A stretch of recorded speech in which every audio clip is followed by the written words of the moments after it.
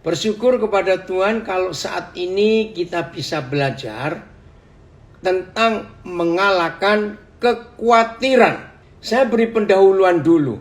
Sampai saat ini ternyata tidak sedikit anak-anak Papa di surga, berarti kita semua, tidak sedikit berarti banyak.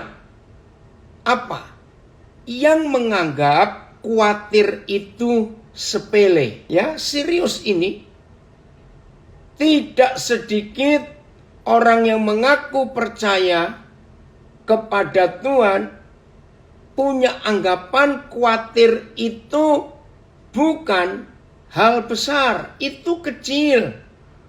Karena banyak konsep yang ada dalam hidup ini, yang namanya manusia, mana mungkin tidak bisa khawatir. Nah, karena anggapan itu masih ada, maka orang yang sudah Kristen sekalipun masih beranggapan, biasa kalau khawatir. Tapi justru sekarang ini kita akan belajar, saudara. Ternyata khawatir itu dosa yang besar. Sama dengan dosa-dosa yang lain. Ada dua alasan kita harus percaya bahwa khawatir itu dosa besar. Bukan hal sepele. Bukan hal yang wajar. Namanya manusia. Tidak. Kok bisa? Yang pertama. Definisi khawatir. Definisi khawatir itu adalah sedang tidak mempercayai. Maka itu orang khawatir. Tidak harus Tuhan, tidak harus. Suatu kali saudara, dalam perjalanan saya, dari Jakarta ke Semarang, saya duduk di samping seorang yang saya nggak kenal. Tapi ketika pesawat ini belum berangkat, dia tuh terus ngelap keringatnya, saudara. Oh, kalau masa sekarang ini pasti kena COVID ini, maaf. Karena dia gelisah, saya juga terganggu. Saya itu mau ngomong kepada salah satu awak kabin untuk menolong orang ini. Mungkin dikasih air, minum, atau apa begitu. Terus orang ngelap keringat. Dikit-dikit dia lihat ke pintu. Dikit-dikit lihat ke pintu. Terus dia noleh ke belakang. Akhirnya saya juga nggak tahan. Saya tanya. Ada yang perlu bisa dibantu? Apa saudara sakit? Saudara, ternyata dia itu fobi di ruang tertutup. Nah, saya nggak tahu itu istilah ilmu jiwanya apa. Ini ada Dokter Agung. Dokter Agung ini seorang psikolog. Orang yang takut di ruang tertutup. Loh, terus dia ngomong begini, itu yang buat saya mau tertawa. Tenang, Pak. Ini memang kebiasaan saya. Maksudnya? Jadi, Pak, tiap kali saya itu naik pesawat. Dan kalau mau terbang, sebelum terbang, saya itu pasti ketakutan. Saya pasti keringat dingin begini. Sudah berapa tahun, Pak?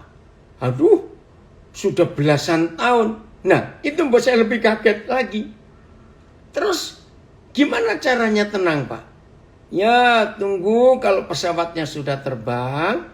Terus saya melihat lampu, lepaskan sabuk pengaman itu nyala, apa itu sudah mati, saya baru tenang. Saudara perhatikan, yang jadi pertanyaan saya, sudah sekian belas tahun dia ketakutan kalau di ruang tertutup. Sampai dia bilang dia tuh nggak berani naik lift. Lah terus saya tanya, kalau Bapak mau pergi ke gedung lantai sekian belas, terus bagaimana? Sudah dengan terpaksa sudah. Saya harus masuk. Dan saya pegangan di dalam itu. Terus saya tuh tanya begini loh. Maaf ya Pak. maaf ini, saya juga mau belajar nih seperti Bapak. Kan sudah sekian belas tahun. Ini pertanyaannya konyol kepada dia, dia tertawa. Maaf loh Pak, pertanyaan ini konyol. Ya. Jadi selama sekian belas tahun, tiap kali Bapak sudah masuk dalam pesawat, pasti ketakutan seperti ini. Apa Bapak ini pernah ngalami kecelakaan pesawat? Dia jawab yang membuat saya tertawa. Dia jawab begini, Pak, kalau itu terjadi, saya nggak ketemu Bapak hari ini. Betul juga kalau begitu. Ngerti nggak maksud? Ya sudah Pak. Toh sekian belas tahun Bapak naik pesawat di ruangan tertutup dan nggak pernah celaka. Kenapa masih takut? Jawabannya, ya bisa saja toh. Pesawat yang kali ini saya naiki, saya khawatir terus pesawat ini jatuh. Ya udah, akhirnya pembicaraan saya stop. Kalau saya perpanjang, yang aneh jadinya saya. Mungkin ya nggak ada apa-apa. Saya cuma ngomong gini loh Pak, toh buktinya nggak ada apa-apa. Ya itulah yang susah buat saya menghilangkan rasa khawatir ini. Saudara dengar, orang yang khawatir itu tidak percaya pada yang dia harusnya percaya. Saya ulangi, oh ternyata di Facebook ada yang komen, hahaha, saya banget itu. Saya nggak tahu siapa ini. Saya ulangi, khawatir itu adalah sesuatu yang tidak bisa mempercayai yang harus dipercayai. Nah, kalau penumpang pesawat ini khawatir, dia nggak mempercayai pilot dan tidak mempercayai pesawat terbangnya. Satu, pilotnya itu pasti pinter. Dua, pesawat terbang ini pasti bagus, sudah dicek layak terbang atau tidak. Tapi dia nggak percaya, maka itu dia takut.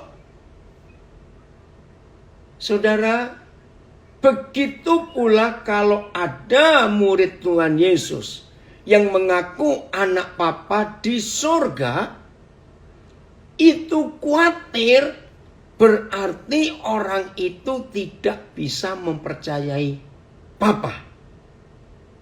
Nggak bisa percaya Tuhan. Betul tidak? Masih ingat?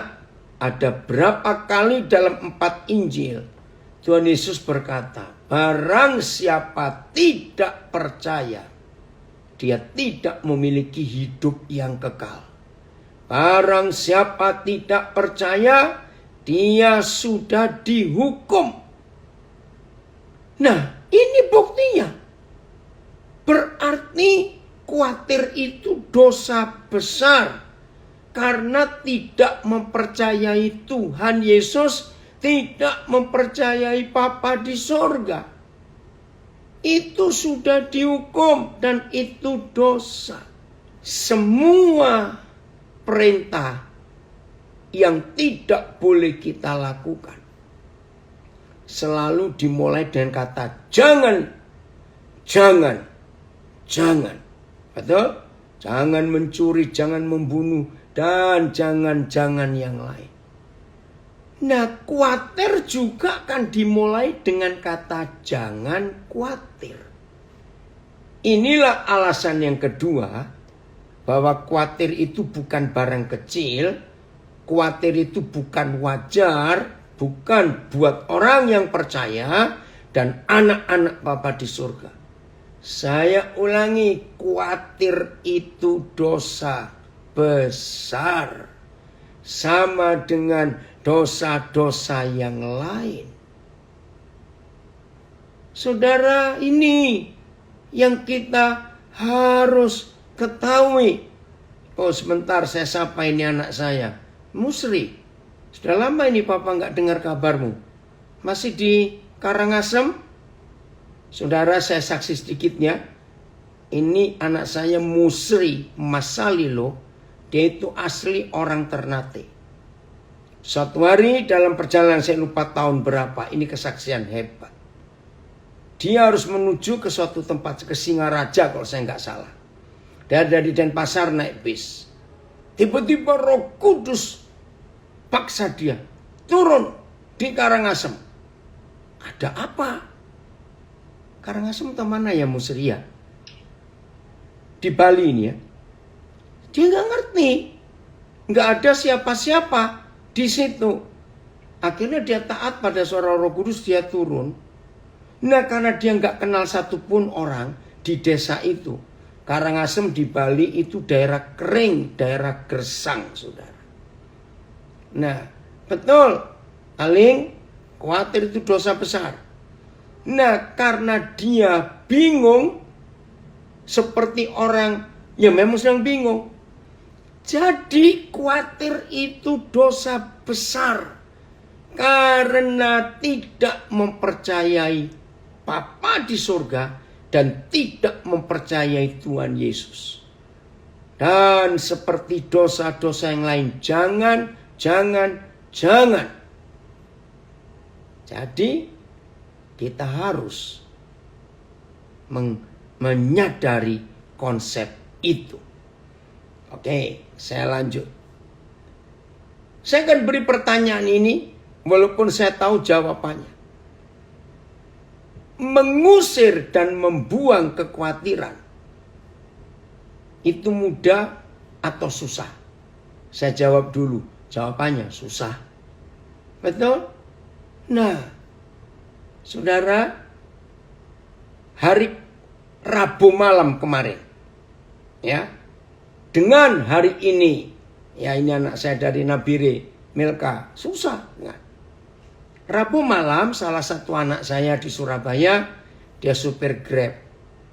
Nah, istrinya itu telepon saya, "Pap, tolong dong beritahu." Nah, namanya siapa? Kenapa? Sudah seminggu lebih, Pap. Dia itu nggak bisa mencium apa-apa. Nah, zaman sekarang ini kalau orang kehilangan penciuman sudah pikirannya jelek. Nah, susah. Ada yang jawab juga di Facebook. Nah, terus dia masih kerja. Masih. Wih, saya langsung telepon, saya marah. Kamu jahat loh. Kalau sampai kamu itu positif dan kamu masih narik Grab. Bagaimana penumpangmu? Ya habis bagaimana, Pak? Kalau saya nggak kerja, anak 3 ini nggak bisa makan. Memang anaknya 3. Aduh, dia ketakutan. Seminggu lebih itu dia gelisah. Nggak bisa tidur. Dia kalau pulang ke rumah takut masuk rumah. Takut ketemu anaknya. Nah, saya bilang nggak bisa. Besok kamu harus tes. Mahal, Pak. Nggak apa-apa. Maaf ya saya cerita. Malam itu saya kirim duit. Besok kamu tes. Nggak bisa seperti ini. Lalu saya berdoa. Jangan khawatir, saya bilang. Kalau toh kamu positif. Kamu lihat yang sembuh itu banyak. Ngapain kamu khawatir? Tapi itu namanya manusia.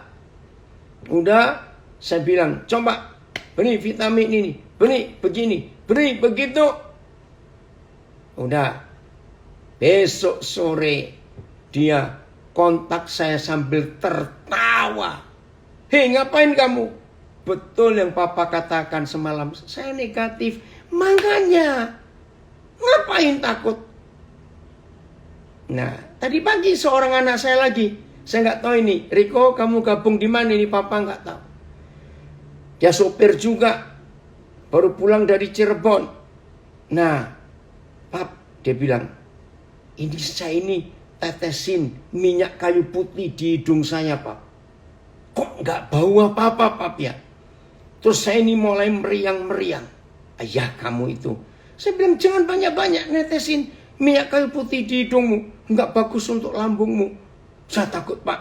Pap, kalau ini COVID." "Sudah," saya bilang, "tes dulu." Ayo cepat, tadi pagi itu. Ini barusan tadi jam 4.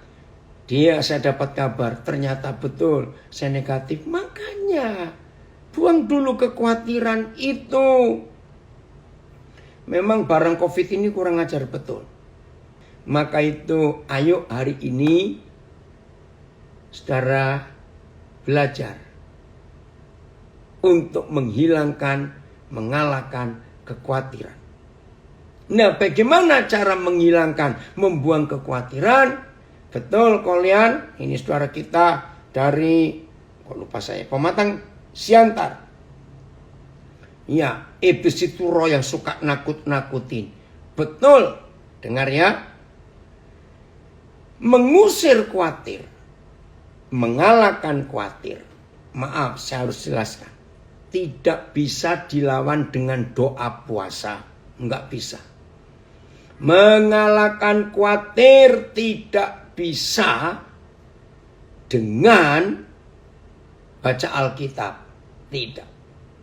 Mengalahkan khawatir tidak bisa dengan didoakan. Enggak bisa. Mengalahkan khawatir itu cuma satu. Jadilah seperti anak-anak. Nah, ini masalahnya. Kalau kita sudah dewasa, suruh jadi lagi anak-anak itu kan mustahil. Bagaimana? Nah, ini ada yang komen di Facebook. Khawatir itu hobinya datang-datang terus.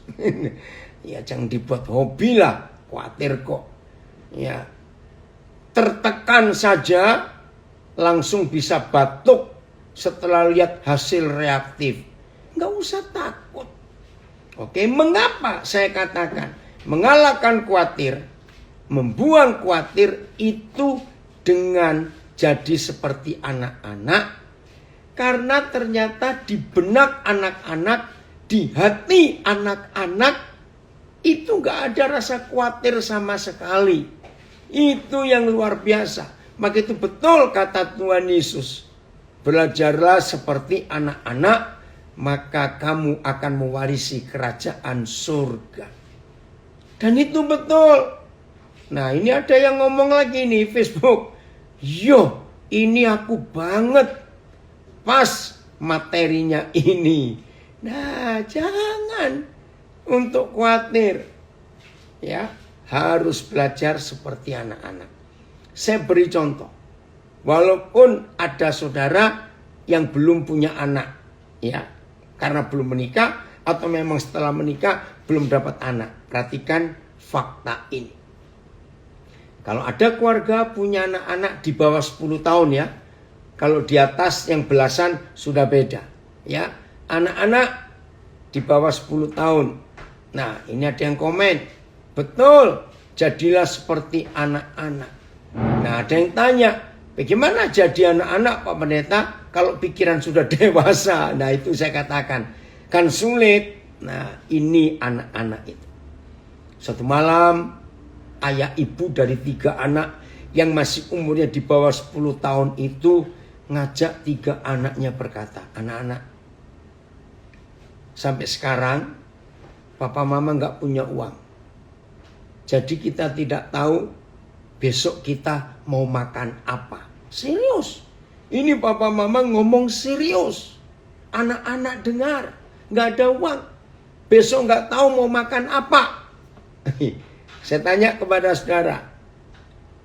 Ya, kalau yang jawab salah, jawabannya salah, berarti saudara belum pernah punya anak. Begitu saja. Loh, kok sadis sekali begini. Ayo. Apa reaksi 3 anak ini ketika tahu bahwa besok pagi nggak tahu mau makan apa karena malam ini sampai malam ini papa mama nggak punya makanan, nggak punya uang. Ayo, bagaimana? Ya, enak jadi anak-anak, tidak mikirkan kehidupan ini. Betul. Kenapa nggak mikirkan kehidupan? Betul. Ada yang jawab, nyantai aja. Ada yang jawab, tertawa. Ada yang jawab, gak peduli. Apalagi jawabannya. Mereka tidak pusing. Betul. Loh, kan mereka dengar. Gak punya uang, besok mau makan apa? Mengapa 3 anak itu? Nah, ini yang jawab. Di IG ada yang jawab, mereka bingung, salah.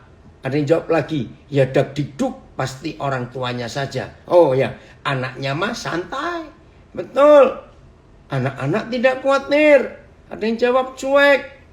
Ya, tidak mikirin, santai saja, cuek, karena anak-anak percaya pada orang tuanya. Betul. Bukan anak-anak kurang ajar. Mereka santai, tertawa-tertawa, lompat-lompat, lari-lari, masih kejar-kejaran, cuek. Mengapa? Karena anak-anak percaya papa mamanya itu pinter, pasti besok bisa dapat uang. Betul, anak-anak tetap tidur nyenyak.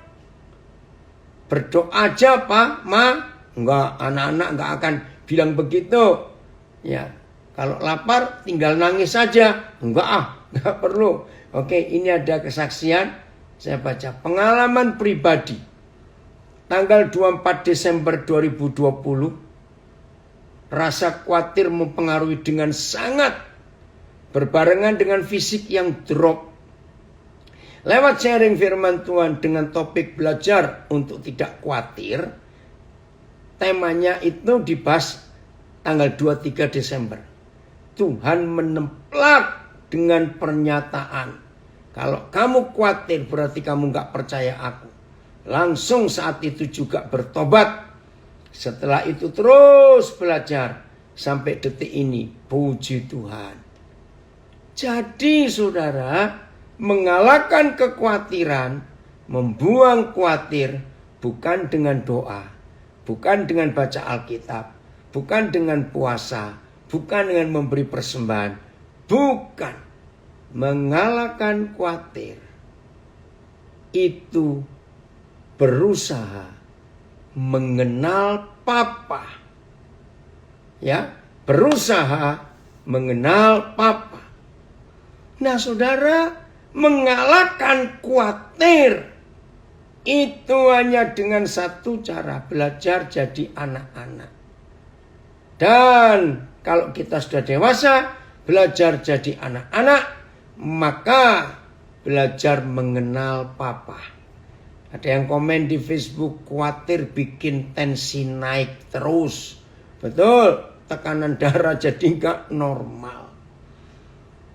Mari, saya akan tunjukkan 2 ayat yang mengatakan ada kata pasti. Dengar ya.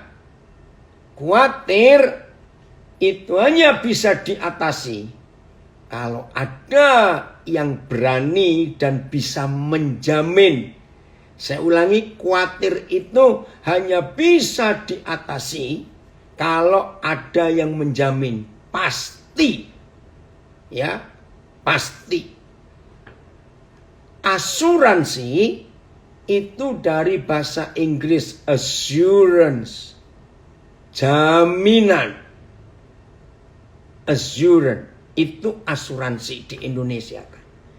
Tapi dalam bahasa Belanda lebih jelas. Verzekerd.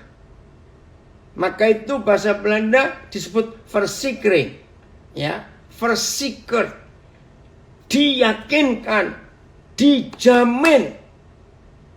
Weh, itu luar biasa. Maka itu saudara, dalam hidup ini perlu ada yang bisa menjamin. Dan yang bisa menjamin itu harus punya kalimat pasti, pasti. Nah, saya tanya kepada saudara. Selama saudara hidup, pernah nggak ada perusahaan apa saja? Perusahaan penerbangan, perusahaan pelayaran, perusahaan makanan, perusahaan obat, farmasi, perusahaan-perusahaan elektronik, perusahaan komputer, perusahaan apa saja yang berani memberi iklan dengan satu kata, pasti. Barang siapa mengkonsumsi obat produksi perusahaan kami, pasti sembuh. Barang siapa terbang dengan airline kami, perusahaan penerbangan kami, pasti selamat. Ada yang berani berkata seperti itu? Perusahaan terkenal sehebat apa saja? Jawabannya nggak mungkin. Walaupun cuma menuliskan 5 huruf, nggak ada yang berani. Walaupun cuma nulis 5 huruf pasti. Kenapa nggak berani? Ada 2 alasan. Karena pemiliknya sendiri nggak yakin apa yang dibuat itu pasti. Nah, yang kedua, yang paling umum, kenapa nggak berani menaruhkan kata pasti? Karena Kael, ini cucu saya ikut belajar juga. Opa senang kamu ikut belajar, Kael. Cucu saya ini masih SD, tapi rajin mendengarkan firman Tuhan. Nah, kalau sampai ada perusahaan berani memberi kata pasti di iklannya, itu takut dituntut. Ya, itu dia. Maka itu enggak berani. Ternyata satu-satunya buku di dunia yang berani memberi jaminan pasti. Nah, saudara yang di Zoom melihat ini, Pak Yosua Marquez yang baru pakai masker, ini saudara kita dari Timor Leste. Baru ngalami mujizat yang luar biasa. Puji Tuhan, Pak Marquez bisa lihat segar, duduk. Selama ini lihatnya cuma lagi tiduran kalau ikut Zoom. Ya. Oh, ada yang berani. Pak, kenapa Helen? Gak ada yang berani, takut dituntut. Nah, sekarang kita lihat ayat yang pertama dari 2 ayat. Hosea 6 ayat 3. Hosea 6 ayat 3.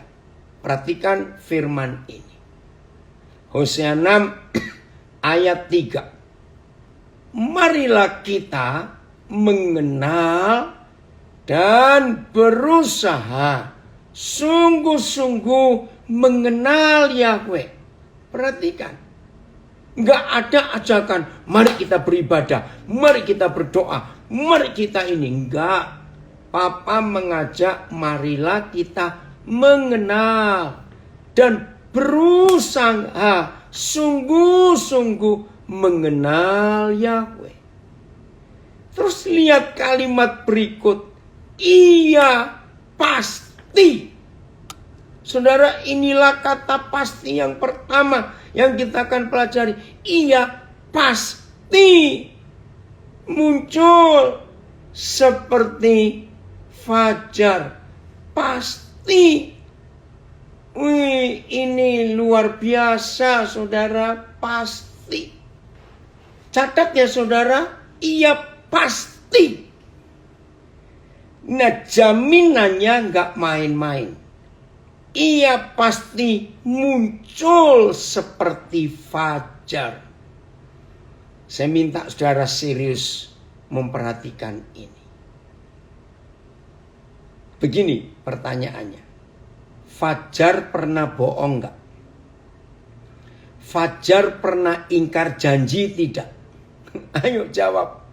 Fajar. Nggak ada. Tidak pernah. Fajar itu nggak pernah ingkar janji. Fajar nggak pernah. Ini kami kalau di Papua orang bohong disebut tipu-tipu kamu. Ya, tipu-tipu.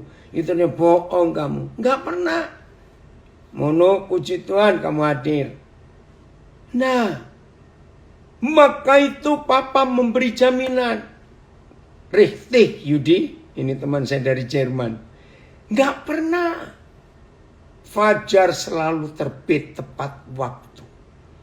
Maka itu kalau malam ini hujan deras, badai, halilintar, guntur, luar biasa.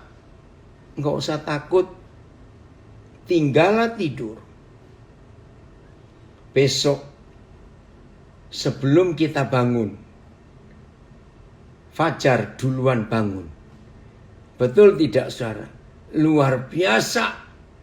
Maka itu kita nggak boleh takut. Teman saya Edison, gembala di BSD ya, kamu gabung juga. Nah, inilah Tuhan kita. dia memberi jaminan pasti muncul. Ya, sering tinggal tidur. Besok dia datang, dia muncul. Percaya? Waktu malam ini badai, gelap, halilintar, menakutkan suasananya, mencekam. Tinggallah tidur. Percayalah, fajar duluan bangun menyapa kita. Oh, terima kasih Bapak, jaminannya. Marilah kita mengenal dan berusaha sungguh-sungguh mengenal Yahweh. Ia pasti muncul seperti fajar. Makasih Ming, kamu hadir juga. Oke, ayat kedua. Yohanes 10 ayat 28. Yohanes 10 ayat 28. Salam dari kami di calon IKN. Selamat malam. Maaf, apa itu ya IKN? Betul Michael. Walaupun ada mendung, ada apa? Mau ada gempa bumi, mau ada macam-macam. Pagi fajar pasti muncul. Seperti semalam di Jepang ada gempa bumi dahsyat 7,1. Tapi tadi pagi fajar juga tetap terbit. Yohanes 10 ayat 28. Begini. Dan aku memberikan hidup yang kekal kepada mereka. Oh, terima kasih Tuhan Yesus. Memberikan hidup yang kekal kepada mereka. Lihat kalimat berikut. Dan mereka pasti tidak akan binasa untuk selama-lamanya. Yohanes 10:28. Dan aku memberikan hidup yang kekal kepada mereka, yaitu kepada kita. Dan mereka pasti tidak akan binasa sampai selama-lamanya. Dan seorang pun tidak akan dapat merebut mereka dari tanganku. Terima kasih Bapak. Dan ada banyak janji lain di Alkitab. Saudara, orang tidak khawatir karena diberi janji. Betul? Orang tidak khawatir karena diberi janji. Saudara pernah tahu? Di dunia ini hanya ada satu buku yang disebut perjanjian. Perjanjian lama dan perjanjian baru. Tidak ada buku lain di dunia yang disebut perjanjian. Erwin, Adon kirim balik salam. Terima kasih banyak ya Kak Erwin. Puji Tuhan. Betul? Jadi satu-satunya buku yang disebut perjanjian, ya kitab suci kita ini. Lihat tuh, setebel ini. Ini janji semua isinya. Keterlaluan bukan kalau kita nggak percaya? Oh, keterlaluan sekali. Nah, saya tambahkan satu ayat ini. Kalau saudara sudah baca ini tetap nggak percaya, gitu rasanya. Bilangan 23 ayat 19. Bilangan 23 ayat 19. Saya sampai sedih sekali.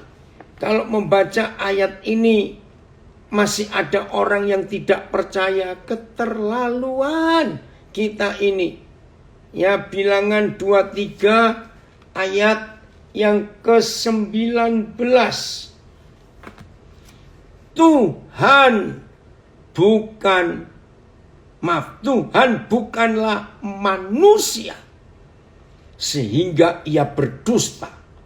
Bukan anak manusia sehingga ia menyesal. Masakan ia berfirman dan tidak melakukannya, atau berbicara dan tidak menepatinya? Ini loh Papa kita. Saya baca terjemahan yang lain. Tuhan bukanlah manusia, dia tidak akan berbohong. Tuhan bukan anak manusia, dia tidak akan menyesal. Jika dia berfirman, dia melakukannya. Jika dia berbicara, dia menepatinya. BIS. Tuhan tidak seperti manusia yang gampang menyesal dan suka berdusta.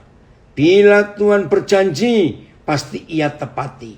Bila ia berbicara, tentu akan terlaksana.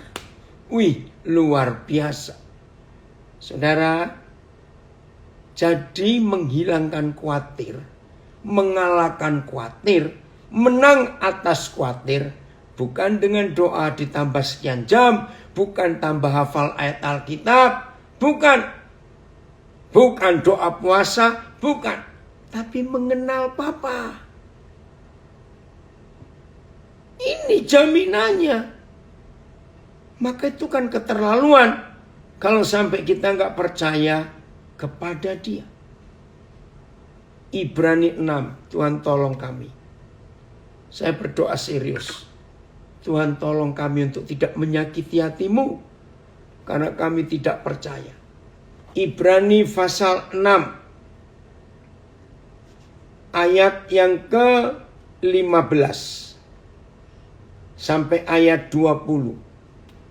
Ibrani 6 ayat 15 sampai 20. Ya.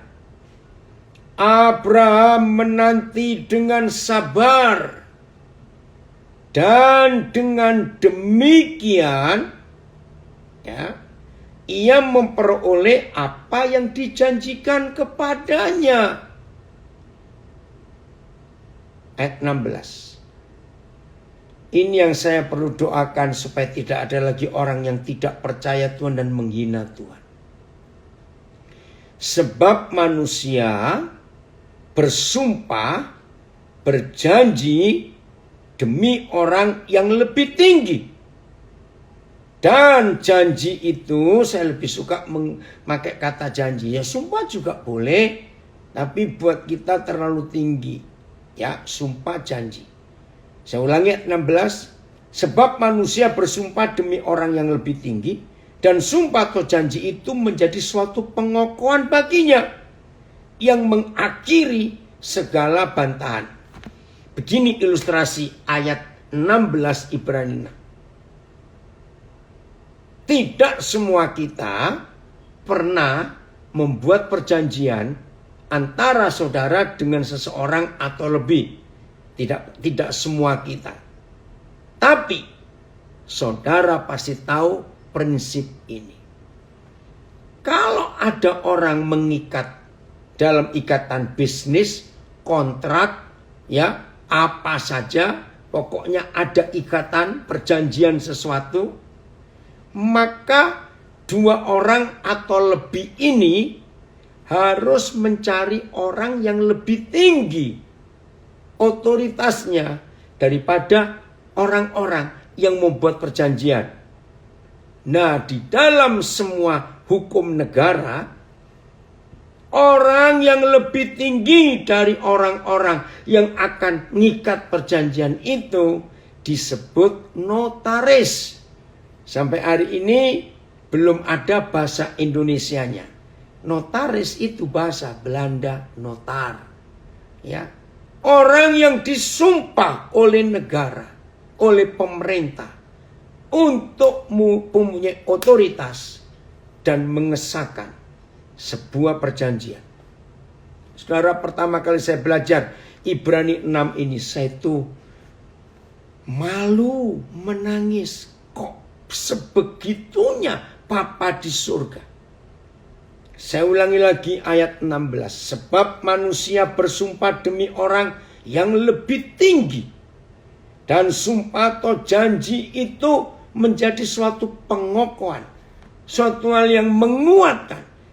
Coba ayat 16 ini Papa mau lihat berapa terjemahan. Ini luar biasa. Oke ya. Ayat saya baca.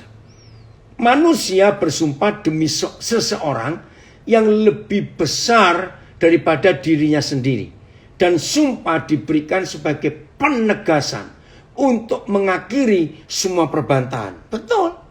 Kalau sudah ada notaris, semua perbantahan berhenti. Karena lebih tinggi. BIS.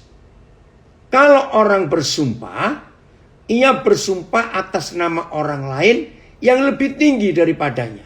Maka sumpah itu mengakhiri segala bantahan. Oke, MILT. Sebab manusia memang bersumpah demi sesuatu yang lebih tinggi. Dan bagi mereka sumpah itu sebagai penegasan yang terakhir dari segala perbantahan. Artinya habis. Sampai di situ nggak lagi ada perbantahan. Ayat 17. Ya apa-apa, masih yang 5 terjemahan. Nah, di ayat ini saya menangis, saya bertobat. Ini saya alami kira-kira tahun 80-an yang lalu. Serius. Saya mau saksi kepada saudara. Sejak Roh Kudus memberikan saya pengertian. 5 terjemahan 6 ayat 17. Sejak waktu itu sampai hari ini saya bersaksi. Istri saya adalah saksi. Beberapa anak-anak saya adalah saksi. Apa itu? Saya itu sampai hari ini. Dan saya percaya sampai Tuhan Yesus datang nanti. Saya itu sudah gak pernah punya rasa khawatir sedikit pun. Itu gak ada di hidup saya. Karena saya kenal Papa saya yang luar biasa. Lihat ayat 17 ini. Karena itu, untuk lebih meyakinkan mereka. Merekanya adalah kita. Ya. Karena itu untuk lebih meyakinkan mereka yang berhak menerima janji itu akan kepastian putusannya, Tuhan telah mengikat dirinya dengan sumpah. Terjemahan AYT. Jadi, ketika Tuhan ingin menunjukkan dengan lebih meyakinkan kepada ahli waris janjinya, yaitu saudara dan saya, bahwa tujuannya tidak akan berubah atau janjinya nggak akan berubah, ia menjamin dengan membuat sumpah. Betul kalian?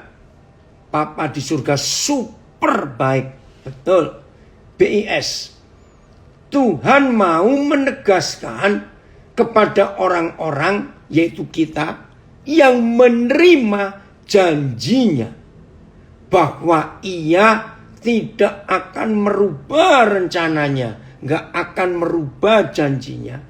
Itulah sebabnya ia menambah sumpah pada janjinya itu.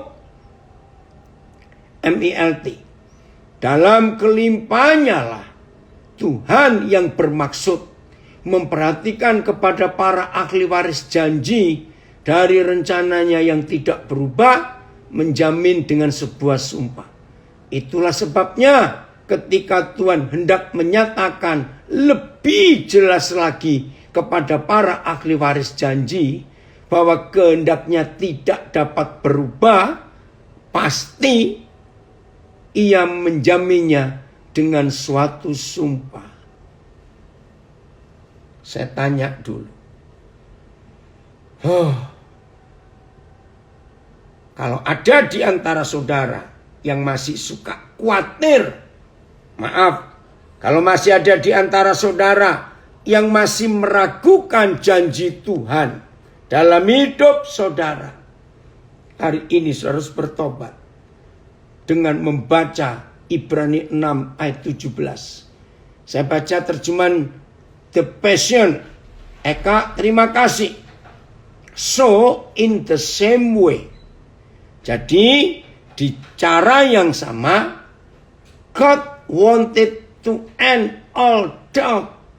Ya, jadi Papa itu ingin mengakhiri semua keraguan-raguan.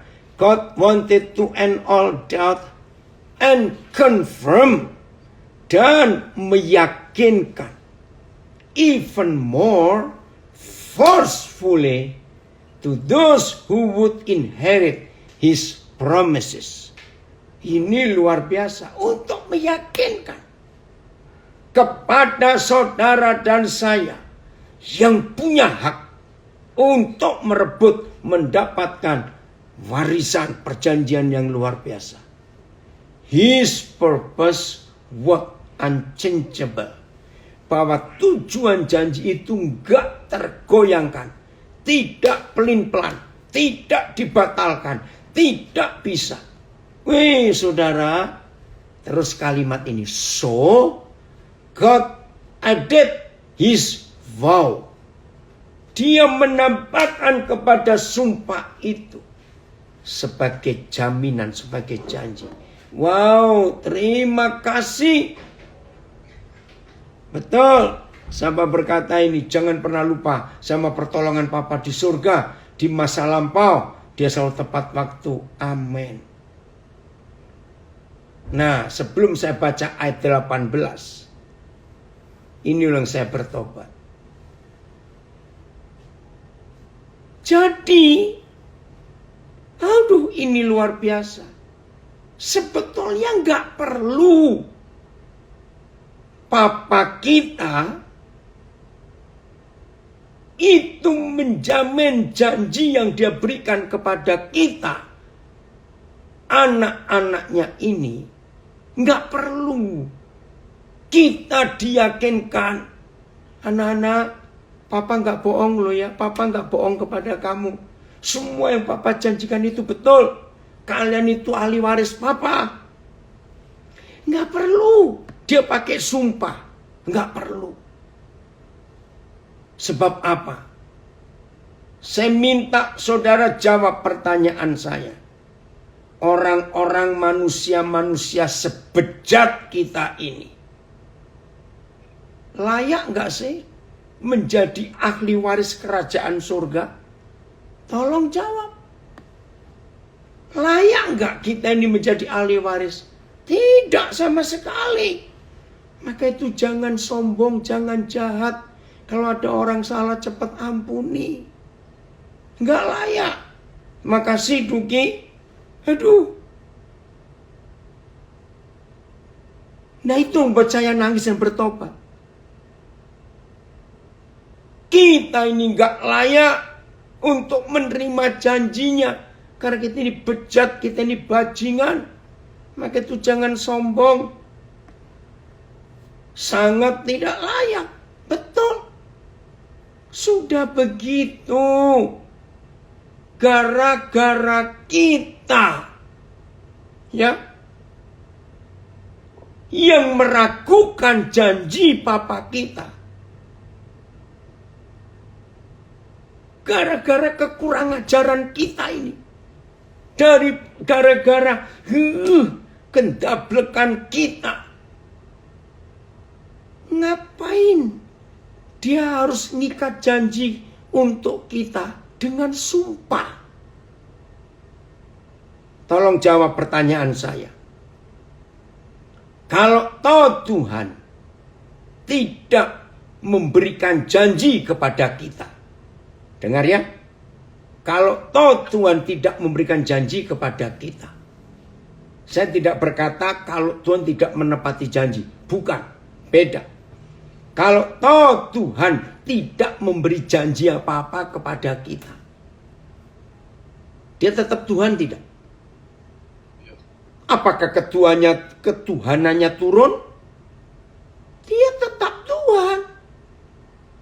Enggak merosot sama sekali. Maka itu saudara, ya dia tetap Tuhan. Tetap. Maka itu keterlaluan kita ini. Kalau sampai kita enggak mempercayai dia dan kita khawatir. Sehingga dia harus ngikat janji, pakai sumpah bahwa janjinya itu enggak pelin-pelan, enggak mencela-mencele.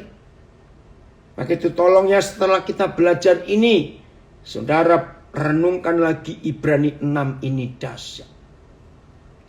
Ayat 18. Supaya oleh dua kenyataan yang tidak berubah-ubah.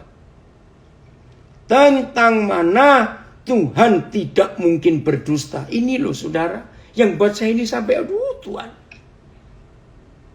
Kita yang mencari perlindungan beroleh dorongan yang kuat untuk menjangkau pengharapan yang terletak di depan kita. Bayangkan, sebentar saya mau cari satu ayat di Ibrani 6 ini. Tunggu ya. Wih, ini luar biasa saudara. Ayat 13. Ayat 13. Ini loh saudara yang buat saya bertobat total. Dan sungguh gara-gara ayat 13 Ibrani 6 ini. Sampai hari ini saya tidak pernah punya rasa khawatir dalam hidup ini. Mike coba lihat ayat 13-nya Mike. VMD ya, versi membaca dengan mudah. Sebab ketika Tuhan memberikan janjinya kepada Abraham, ia bersumpah demi dirinya sendiri. Karena tidak ada orang yang lebih tinggi daripadanya. Wih, ini gila saudara. Nah, tadi kan kita sudah baca mulai ayat 16. Bahwa kalau ada 2 orang atau lebih membuat suatu perjanjian, membuat ikatan hukum, maka harus cari orang yang lebih tinggi dari orang-orang itu. Dan itu namanya notaris. Nah, ayat 13 ini, karena nggak ada yang lebih tinggi dari Tuhan kita. Dan supaya kita mantan bajingan dan penjahat ini tidak bisa menuntut dia yang berjanji. Maka supaya janjinya itu kuat. Bahwa kita punya hak untuk menerima janji itu. Tuhan cari notaris. Nah, karena nggak ada yang bisa jadi notarisnya Tuhan. Karena dia paling tinggi di antara yang paling tinggi. Demi kekurangan ajaran saudara dan kekurangan ajaran saya.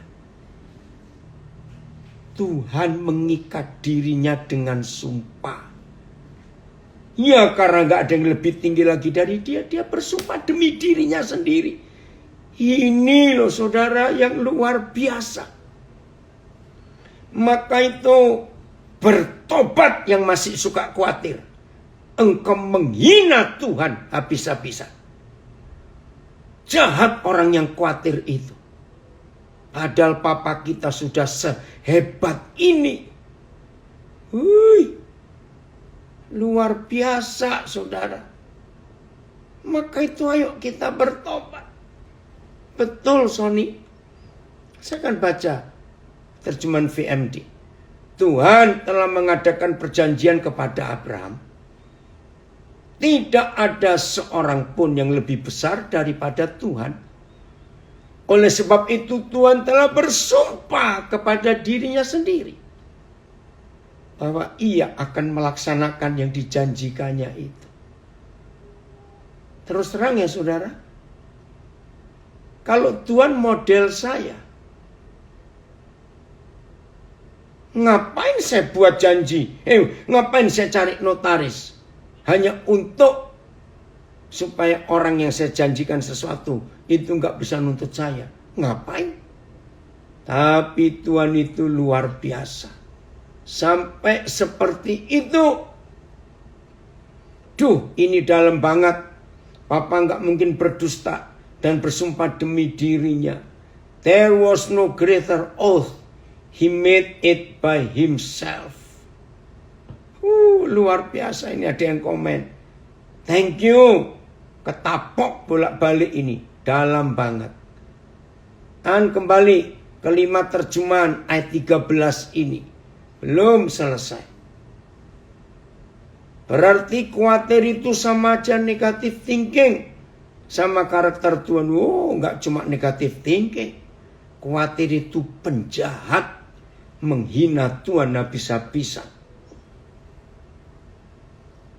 Ayat ketika Tuhan berjanji kepada Abraham, ia berjanji atas dirinya sendiri, karena tidak ada yang lebih besar daripada dirinya. BIS, ketika Tuhan berjanji kepada Abraham, ia bersumpah bahwa ia melakukan apa yang telah dijanjikannya. Dan karena tidak ada yang lebih tinggi daripada Tuhan, maka ia bersumpah atas namanya sendiri. Saudara, ayo mulai hari ini kita masih nggak mau percaya kepada janji Bapa kita. Itu menyakiti dia, saudara. Luar biasa. Maka itu mulai hari ini jangan kita meragukan dia. Kembali sebentar ke Yohanes 10 ayat 28. Yohanes 10 ayat 28. Betul, Tuhan Yesus dahsyat luar biasa. Dan aku memberikan hidup yang kekal kepada mereka, kepada kita.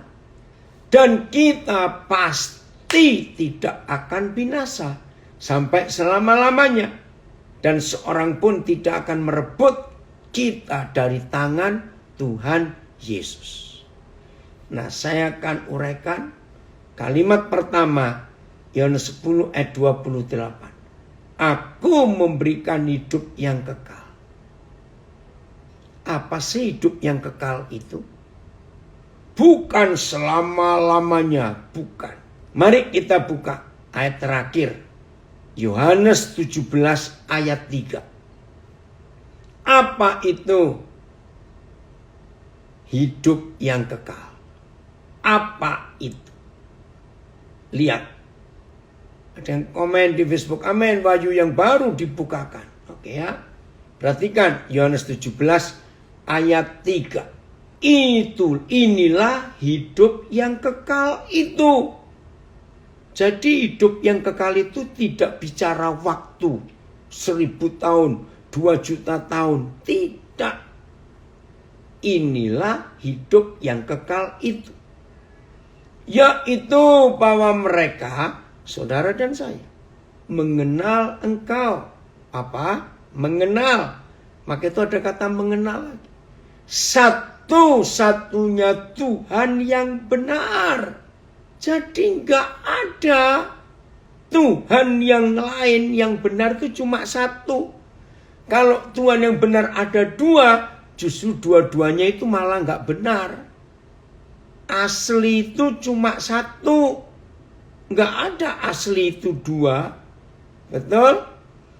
Inilah hidup yang kekal itu. Yaitu bahwa saudara dan saya mengenal Bapa. Satu-satunya Tuhan yang benar. Dan mengenal Yesus Kristus. Yang telah Bapa utus untuk kita. Ini ada yang kirim Mazmur 55 ayat 22. Makasih Mario.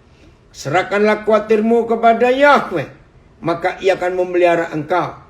Tidak untuk selama-lamanya, dibiarkannya orang benar itu goyah. Mazmur 52 ayat 22. Oh, terima kasih Hendra. Ya, Hendra Salimin, siapa itu ya? Dengar. Saya baca terjemahan The Passion.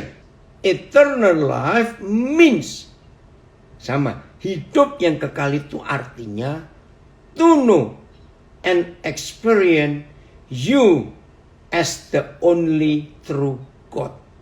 Jadi hidup yang kekal itu adalah mengenal dan punya pengalaman ya dengan Tuhan ya. Satu-satunya Tuhan yang benar. And to know and experience, dan mengenal dan mengalami Jesus Christ as the Son whom you have sent, yaitu anakmu yang kau utus itu. Ini dia.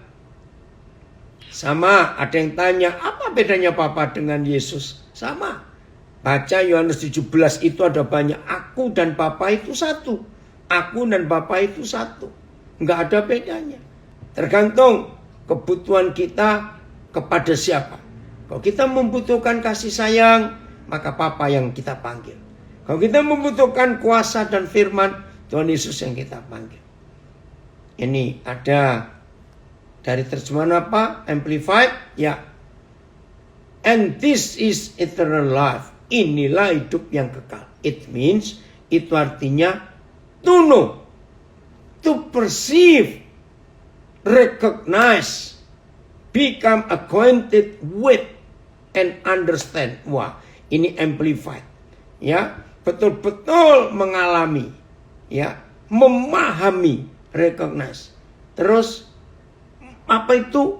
Menjadi satu, penuh pengertian tentang Tuhan, the only true and real God, and to know Him, Jesus, as the Christ, yang diurapi, whom you have sent, yang telah engkau utus. Haleluya. Jadi saya akhiri dengan kalimat ini, sama seperti awal tadi. Untuk menghilangkan khawatir, bukan nambahi jam doa. Untuk membuang khawatir, bukan dengan doa puasa. Untuk mengalahkan khawatir, bukan ditengking, didoakan. Tidak. Untuk mengalahkan khawatir, jadilah seperti anak. Mengenal Papa. Kalau anak itu mengenal Papa, maka kita nggak akan khawatir dalam hidup ini. Oh, itu luar biasa. Hebat ya? Maka teringat, khawatir itu dosa. Nggak usah khawatir. Nah, sekarang katakan kepada iblis, saudara khawatir apa? Nggak bisa makan? Jawab, setan, aku bersyukur lo nggak bisa makan, diet dan irit. Begitu caranya ngomong. Ya Olin ya, diet dan irit. Terus, kamu kok nggak bisa tidur berapa hari ini? Nanti mati loh kamu. Ngomong kepada setan, hei setan, nggak bisa tidur itu indah. Aku punya waktu banyak merenungkan dengan Tuhan. Loh, besok kalau kamu nggak bisa kerja bagaimana? Nggak bisa bangun. Ya, kalau dikeluarkan aku cari kerjaan lain. Jadi setan itu mengkhawatirkan apa? Lawan terus. Ayo, kamu nanti mati loh kamu. Mati itu indah setan. Langsung ketemu Tuhan. Jadi ini caranya mengalahkan khawatir dengan ngomong terus dengan firman. Ya, gimana nanti kalau kamu nggak bisa bayar kredit, rumahmu disita? Nggak apa-apa, memang aku yang salah, nggak bisa bayar kredit kok. Datang nggak punya rumah gimana? Numpang aja, aku punya banyak kenalan. Nah begitu saudara. Maka itu saya ngajari, ya mau diikuti boleh, nggak juga nggak apa-apa. Karena saya nggak bisa khawatir. Nah suatu hari, pas nggak punya uang, tapi lapar. Nggak usah berdoa, nggak usah nangis-nangis. Ini saran saya. Datanglah ke rumah teman baik saudara jam makan. Tapi jangan tiap hari ya. Jangan tiap hari. Nah begitu sampai di rumah teman baik jam makan, diajak makan, ya puji Tuhan. Tapi kalau sudah sampai di rumah teman baik saudara jam makan, kok nggak diajak makan, saudara ngomong dalam hati, senasib. Mudah, terus pulang. Jadi nggak usah takut apa-apa dalam hidup ini. Nah orang yang khawatir itu takut rugi. Ya saya pernah berapa kali ketinggalan pesawat. Ya saya nggak panik. Ya saya beli tiket lagi. Memang saya yang salah. Itu ya. Tuhan Yesus memberkati kita semuanya.